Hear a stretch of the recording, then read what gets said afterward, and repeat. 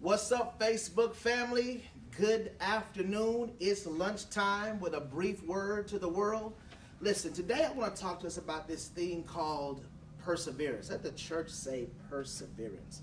Perseverance is the steadfastness in something despite difficulty or delay in achieving its success. It's steadfastness. Perseverance is steadfastness in doing something despite the difficulty or the delay in achieving its success.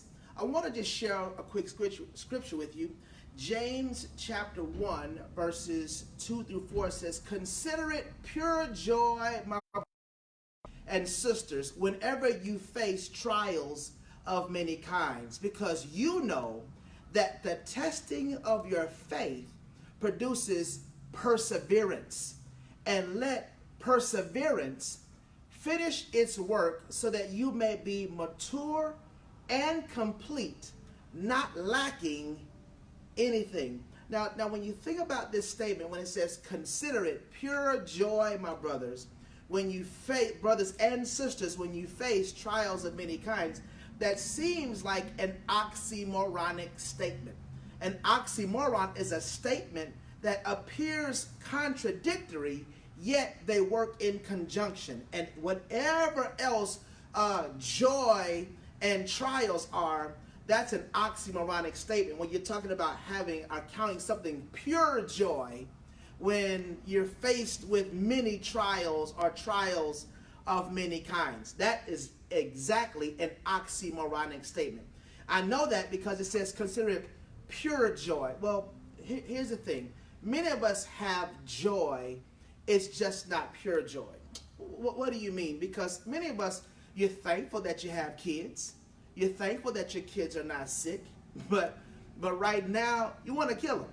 Right now, you're grateful that they're alive and well, but they eat up all the food in your refrigerator. So on the one hand, you're glad about it, but on the other hand, you wish they was at school. You wish they were away from you right now.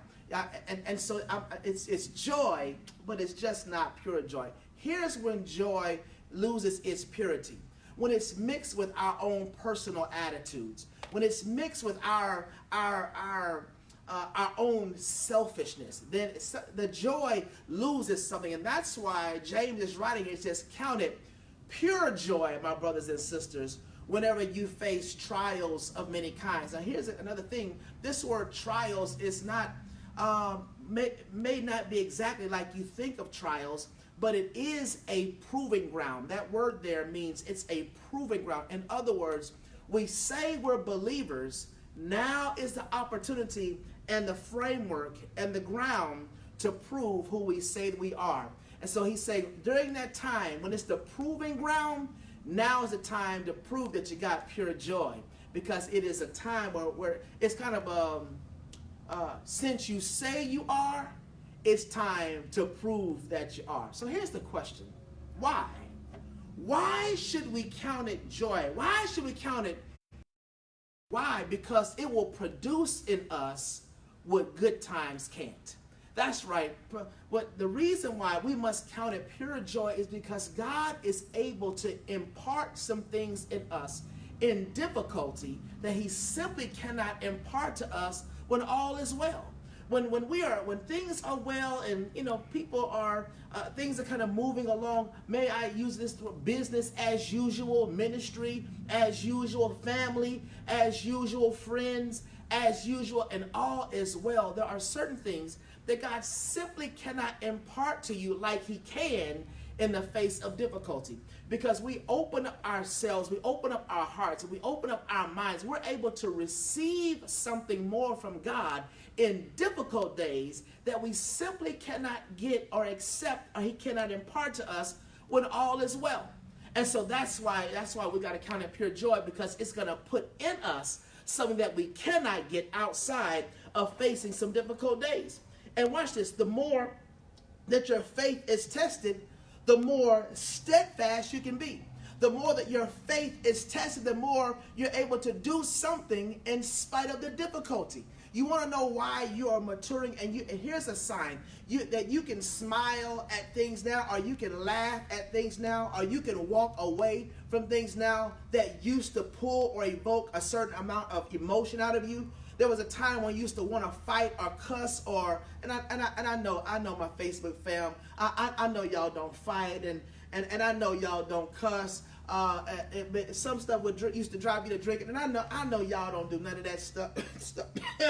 Woo! I think I got that Corona line like that. Listen, but Facebook fam, listen. I know that there are things that you used to do that you don't do anymore. And the reason why is because the more your faith has been tested, the more steadfast you have become. Again, steadfast is the ability to do something despite the difficulty. That's why you can smile now when you used to frown. That's why you can have joy, unspeakable joy, when you used to experience depression. That's why you can do and be so much more now, because your faith has been tested and you come out on the other side like pure gold. So don't fight your trials, develop in them.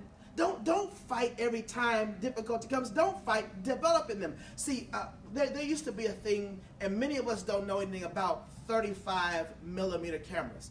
All of us know now, we all know digital cameras. When you take a picture right now, you get the instant gratification of seeing that picture developed.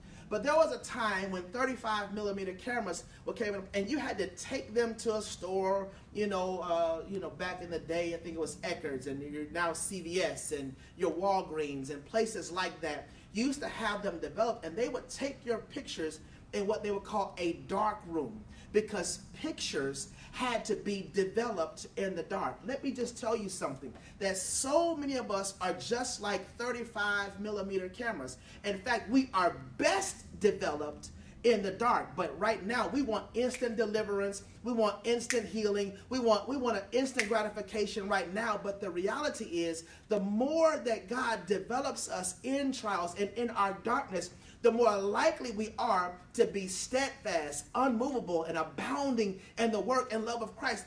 We tend to get that through being developed in the dark. We don't get that from this digital age where it's instant gratification. So here's what I'm trying to tell you. Don't fight your trials. Don't fight it. In fact, embrace your trials. God's got something for you. He's imparting. He's putting something in you that he can't do when all is well. Just remember, it may seem like we're living in a dark time, and we are. Schools are shut down. Literally, states are shutting down. Banks are closing. Businesses are closing. The church is having to close. This is a dark time, but don't fight that, because take this time to allow God to develop us even in the face of darkness, because he's going to put in us some steadfastness. He's going to put in us the ability to do this thing despite the difficulty, and we'll come out stronger on the other side than we were when we went in. This is a dark time, but remember, development the darkness can develop us, and it'll put in us perseverance. You're stronger than you think. Keep up the good work. I love y'all. Until Monday, peace.